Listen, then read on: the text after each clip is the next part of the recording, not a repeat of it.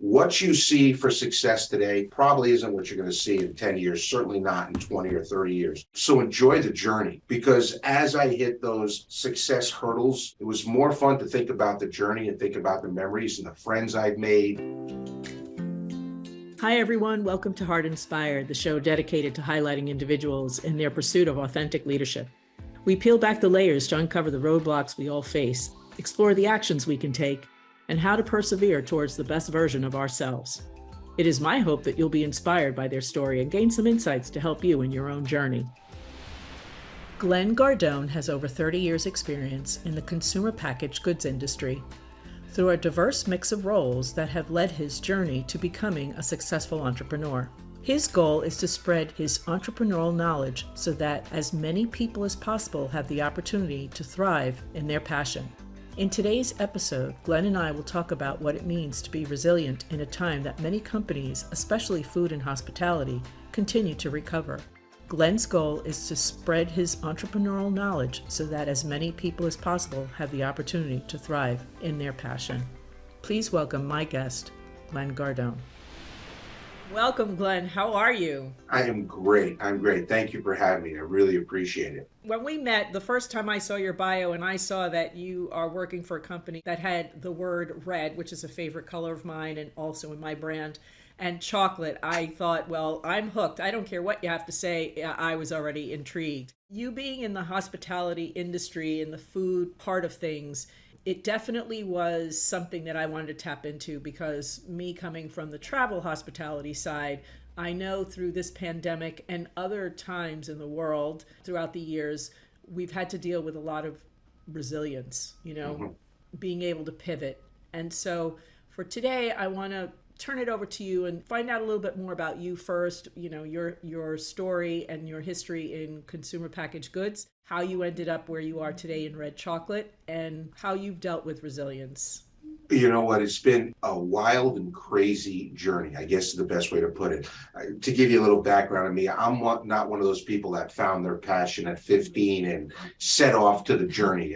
That was not me. I didn't find my passion until I was in my 40s. And I always start with that because I know there's folks out there that get nervous when they're in their 20s, their 30s, they feel like they're just meandering. And what I did was, I knew that the journey was happening, and I took each step as a learning. And really, that's what I try to do every single day to this day, and continuing on is I try to use each day as a learning day. And how do I learn to become better, not only as a business person, as an entrepreneur, but also just as a human being, I guess is the best way. And that's really in the DNA of Red. I started my career 30 years ago, all consumer packaged goods. I worked for 4 of the top largest CPG companies in the world: Kellogg, Coca-Cola, Pepsi, so on. And I had amazing mentors. I had great bosses. I had horrendous bosses. We've all had those, I'm sure, as you know. Yeah, one or two every now and then. Exactly. It wasn't all peaches and cream. Take my word for it. Everything is not a slice of chocolate in the world. But what I did was I tried to learn from each and every step, through the different roles that I had on sales side, on the marketing side, did a little bit on supply chain. My degree is in finance. So I tried to become rounded, I guess, for lack of a better phrase. I didn't really want to be that employee number. I didn't know what the heck I wanted to do, but I knew what I didn't want to do. And so, for me back then, success was having a couple of bucks in my pocket and being able to go out and buy dinner. That's what success meant to me. And, and that's the one thing I always try to remind people of, what you see for success today probably isn't what you're going to see in 10 years, certainly not in 20 or 30 years. So enjoy the journey, because as I hit those success hurdles throughout my career, it was more fun to think about the journey and think about the memories and the friends I've made and the situations I were in. You talk about resiliency. I was in quite a few of them in my career. I remember being, I was a leader. I had a little over $1 billion under management for a large CPG company, a team of about 174 people. And I got the opportunity to go into, for lack of a better word, private equity. And that was my first opportunity. I was actually employee number 3 for a kids breakfast on the go. And we went from 0 sales to about 80 million in about 18 months. Wow. And I sat there. We had decided to sell the organization to somebody who was larger and could take it even farther. And I remember sitting at the table, and one of the gentlemen that was on the PE team said, "So, Glenn, what are you going to do now?" And I started laughing. I said, "You know what? I have no idea. I didn't think I'd be out of a job in 18 months. That was never in my mentality." And he said to me, and I'll never forget, he said, "Glenn, if you're going to stay in this, just so you know, your job is to lose your job as quickly as possible. That means you did it right. So you better make sure it's a soft landing." And so I had to bounce from that to understand, okay, what now? What's next? Do I go back into where I was? Do I look for another opportunity? It's exhausting. It's exhausting. And I decided at that point, with, talking to my best friend, who's my wife, who's my partner in life, we had a conversation. I said, I love doing this. This is what I love to do. I love the excitement. I always knew I wanted to be at the table, I guess is the best way, and just get the opportunity to have my opinion heard. And so what's interesting is, it's now turned. And so now being at the head of the table, one of the things I truly make sure is that with my team, their opinion is heard. Now, and I always preface it by saying, your opinion will always be heard. It'll always be respected. We may be able to take 1% of it. It may be 100% of it. It may be none of it. But you've got a chance to talk, and we'll talk about why we can't move in that direction, or what are the things we have to worry about. And so over the next 15 years or so, I was either led or been part of teams that have made organizations more successful than they were, and then sold them on to larger companies so they become bigger and better and even bigger household names. And so fast forward to 3 years ago, I was exhausted. I was doing 200,000 miles a year on a plane, and I was tired, and I didn't know what I wanted to do. I didn't know if, it was time for Glenn to take a knee and catch his breath. And I knew Red. I knew Red Chocolate because of all my travels throughout my career.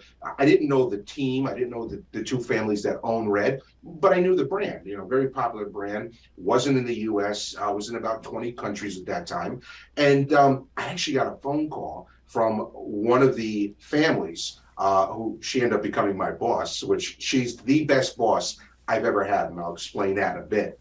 But we were on the phone. She said, "Look, we're going to come in. We're thinking of coming to the U.S. Your name has popped up a few times. Would you be willing to meet with us?" And I was like, "Sure, of course." Doesn't hurt to meet with anyone, right? Exactly. You always sit and chat. And it was a 4-hour meeting. I spent the first 3.5 hours explaining to them why they didn't want to come into the U.S. Oh, really?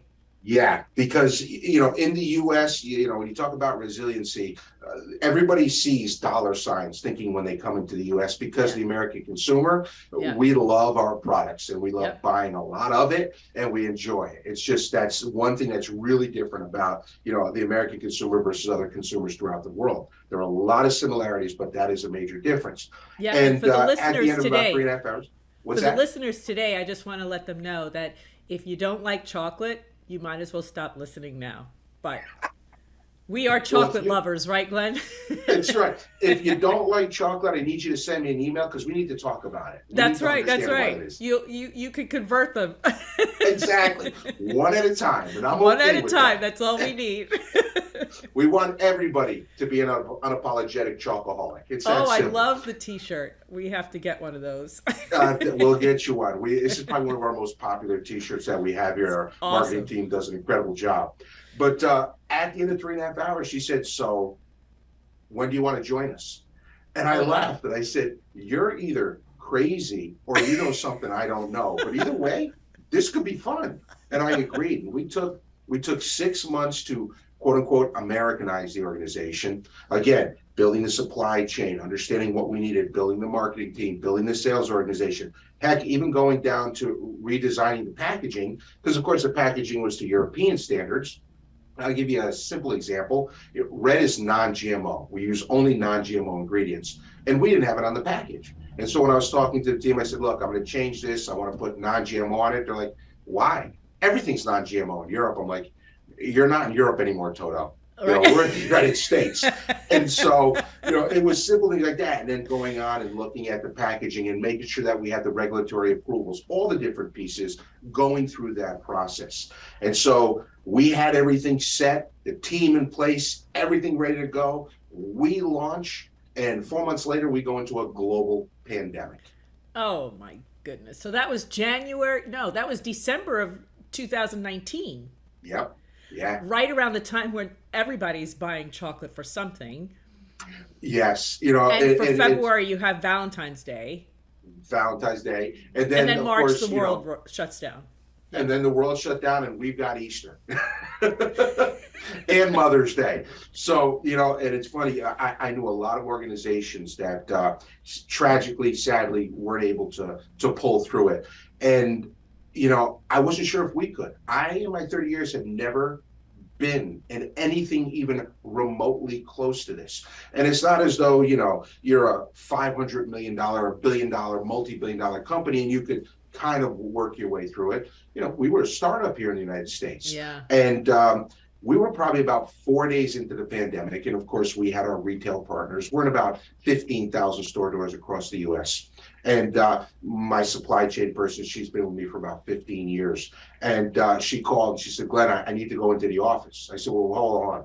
We're not sure what's going on. What do you need? He said, we need to ship. I've spoken to the team. We're going in, whether you want me to or not. I'm going into the facility. And I said, okay, well, if we're going to do it, let's make sure we do it safely. And again, with the limited amount of information everybody had and changing weekly, we wanted to make sure everybody was safe. So we did that. And we were here for a couple of days. And the head of my marketing team called and says, hey, you're going in the office? I said, well, here's the situation. Please, stay home. Let's figure out what's going on. She said, no, I'm coming into the office. I actually spoke with my group and we need to be together right now. And within 2 weeks, my entire organization, we took all the safety precautions. We had no issues, but within 2 weeks, the entire team was together. And that's when I looked around. I said, you know what? This is bigger than just Glen. This is more than just what I want it to be. And it became a red family. And that's the whole idea of the red family began. And now with, the millions of people that eat red chocolate every week, I joke and I say, I don't have one boss. I've got about 1.2 million bosses. Yeah. Because we hear from consumers every single week. We are extremely consumer focused because I want to make sure they're happy. I want to make sure we deliver on what their expectations are. From a resiliency standpoint, we had to take a knee and we had to understand, okay, what does this new situation look like? And one question that's asked to me a lot is, how has the consumer changed? The consumer hasn't changed. The consumer still expects a value. Now, value for some may mean money. Value for others may mean taste. Value may mean, how do you satisfy my needs within my life? So value can be represented in many different ways. And that's really a personal thing. What we want to do, and the biggest thing we want to do, is we wanted to be able to continue to deliver the message, and that's where it changed. Because we went from this quote unquote shopping experience where people would mosey in the stores to there's a lot of it that had to go digitally. And we really weren't prepared for it. So it took a lot of work from some amazing individuals working a lot of hours. And, I sit there and I go, okay, guys, it's 5:30. Everybody go home. We're almost done. You just wait. You want to go home? Go home. I'm like, well, I can't go home. Yeah, exactly. What do you want me to do? And it's like, go make us coffee. I'm like, okay, I'll make coffee. It was those kind of things. Or go get us a bottle of water, so wherever they needed my help on. What were some of the lows like within the organization? Because the pandemic went on, especially with people not being in offices, in stores for several months. Mm-hmm. And then it became, okay, let's look at a year and like that. So tell us what some of those lows were like for you. Probably the biggest low was being able to properly get our message out quick enough. It's that old adage of being at the right place at the right time. Mm-hmm. And most definitely we weren't, because we weren't prepared for it. And we didn't have 15 people to go look at a problem. We still had our small group of, our small team, but it was amazing. And for them to take off this hat and put on this hat, take off this hat, like as the leader, I expect myself to over deliver. It's what I expect of me. I expect a lot out of myself to help the organization, to help everyone around me, because I feel a responsibility. But as team members, as employees, for them to see and for them to step up and do way more than what was expected was inspiring. The biggest low was just being able to understand the tools we had. Was there a tool that we had?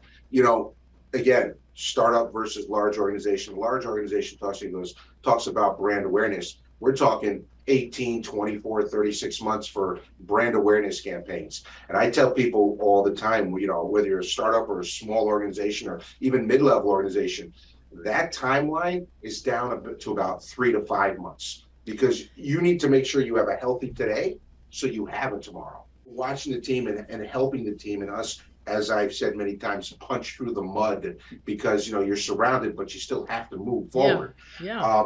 You know, and it was working in that. So there were a lot of difficult times, a lot of discussions, because we wanted to take the risk, but like anything else, the risk we took, the reward had to be greater. It always had to be greater. It couldn't even be equal. It had to be greater, because we were in this situation that nobody knew.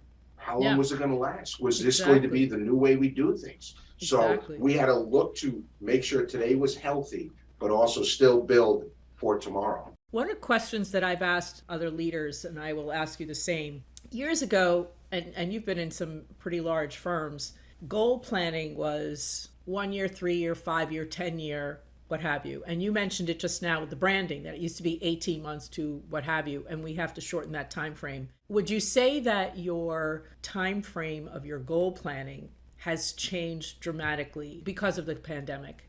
Completely thrown out the window, I guess, is the best way to put it. Yeah. You know, I remember many years ago, I was at one of these year beginning meetings, they call, with one of the largest retailers in the world. And somebody had raised their hand and said, can you tell us, you know, what your plans are for the future? Can you give us some insight? And he laughed. He said, look, I know a lot of you, when you talk future, you're talking 3 to 5 years.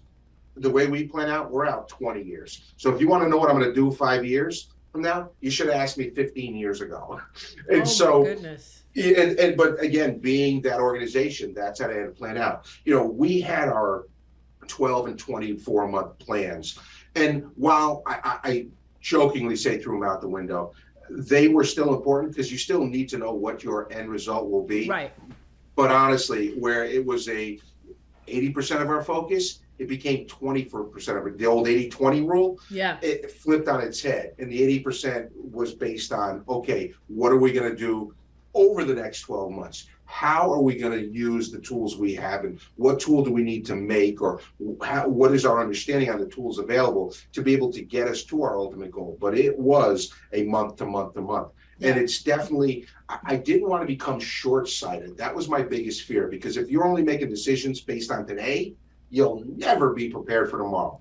But you can't only make decisions based on tomorrow, because again, you have to have a healthy today. Exactly. So we still have the balance. It's just that the balance shifted from 20/80 to 80/20. And I think now we're probably more like 50/50. You know, it's slowly gotten to that point. And again, it's because of the growth and the success that Red has had. So at some point down the road, I do see us returning back to that 80/20, but I would say it's probably at least 3 to 4 years out before we get to that point. Because again, I think what it did too, the pandemic, at least from a business standpoint for us, it made us be more aware of what's happening right now. And, you know, you can talk consumer current trends and those things, but really it's talking about right now, what is happening and what do we look like over the next couple of months. Would you say that the pandemic created an opportunity for you to have a more structured plan for disaster recovery? Yes. The way I'll split that up in 2 ways. So when you think disaster recovery, I think disaster because, again, we're a food product. So you think of recall on that, and then disaster as in the health of a business, Red being that business. From a food product standpoint, we are globally rated. So we're BRC globally rated. So it's the highest rating you could possibly get. So I wasn't worried about that. In our facility that we own, again, we're not co-packed or anything like that. We own our facility in Europe. And so I knew our supply chain was as airtight as it possibly could. So Good. that I didn't have to worry about. The team here, plus our European partners in our ownership group, we've ensured that. That's just ingrained in us. Disaster relief from a business perspective, absolutely. And you always worry about that because you want to grow as an organization. An organization, is hopefully there to grow, and you want the people to grow with it. And so, we had to make sure that if certain things like this happen, that we were better prepared for it. Yeah. That we had the quote unquote contingency plans. And I see that now, even with the way that we deliver our messages, where we're not so solely focused on one specific way, but yet we're not in 7 different ways and the message gets watered down, so to speak. So I think what we've done is we've spread out our messaging options and the way we do things and the way that we have our conversations with consumers. I definitely see that more of a footprint reach. Yeah. So Glenn, you have obviously have a lot of solid experience in this area. If there were 3 pillars or 3 go-to messages for others in this industry or looking to go into this industry or who have still struggling to get out of, what we've been dealing with, what would those 3 messages be? The first message would be, it's okay to take a knee because we all need to. Yeah. And we've all done it, but you have to stand up. And I always tell people, while I may not be there for you, I'm there in spirit, like so many others, because human nature is that we want to see people successful. The good in people, we want to see other people successful. We've got a trade show that we have that we go to annually, and I get a chance to talk to folks with their competing brands. But the fact is, it's great to have a conversation with them just to talk about life and the things that we see and do. And it's, you take off the boxing gloves, Yeah. And it's a great chance to sit and have a chat. So I would say the first pillar is it's okay to take a knee, but make sure you stand up and make sure you move forward and know that there are people behind you that want to see you successful. Second pillar, don't ever try and be the smartest person at the table. For sure. We talked earlier about some of those not so great bosses. Yeah. Those are usually the ones. I'm never the smartest person at the table. I like to have smarter people around me. Now, as a leader, and for myself, the best way to look at it is, I've got great people that lead parts of our organization. And when they come to me, there's an issue. The only thing usually that lands on my desk are issues. And I've got a person that lives and breathes this, and they're bringing it to me. So it's an issue. So be prepared for it and be ready for it to be able to help with it. When possible, ask someone's opinion. And what I mean by that very simply is, again, if you're going into this business, when we were ready to launch, everybody was shaking their heads in agreement. And I laughed and I said, we all better agree because it's all ours. We're all on the same payroll. The really honest judges are going to be the ones who aren't on our payroll. And so, that is so smart and so true. Whether you're again, I don't care if you're a hotel, a restaurant, you're a consultant. The idea being that, what you're putting out better look really good to you. Let somebody else get the opinion of others and check the ego.